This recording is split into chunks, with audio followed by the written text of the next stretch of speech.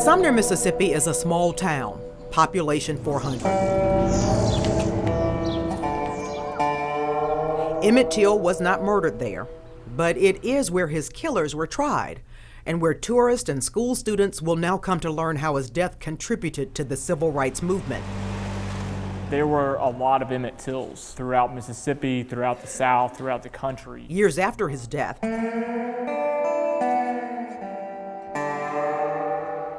folks who live there still find it difficult to talk about the incident.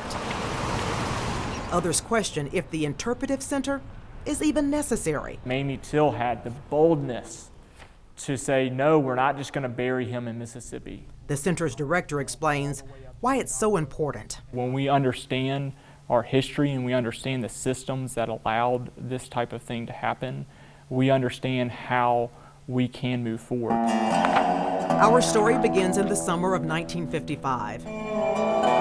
Emmett Till was 14 years old when he traveled from Chicago to Money, Mississippi. He came to visit his uncle, a preacher in the Mississippi Delta. Just 2 days after he arrived, Till skipped church to come here, Bryant's Grocery. A trip to buy candy went terribly wrong when he whistled at Carolyn Bryant. She was white and the store owner's wife.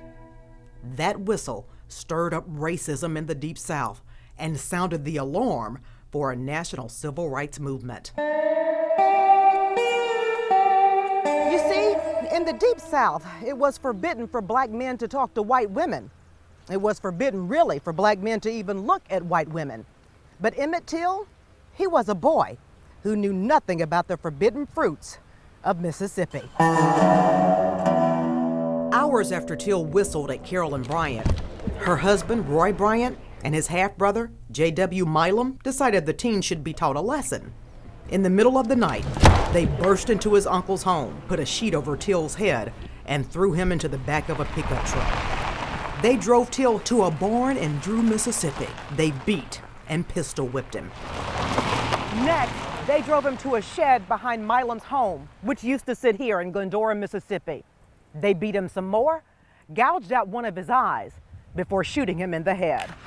They tied a 70-pound cotton gin fan around his neck and threw his body into the Tallahatchie River. Days later, fishermen found Till's body, bruised and disfigured, only recognizable by a ring on his finger. Roy Bryant and Milam were indicted for murder. The courthouse was packed for their trial. The all-white male jury acquitted them, said they did not believe white men should be given life in prison for killing a black man. Those men who sat in that chair didn't think they were doing anything wrong. Back in Chicago, Emmett Till's mother requested an open casket funeral. She wanted the world to see what happened to her son.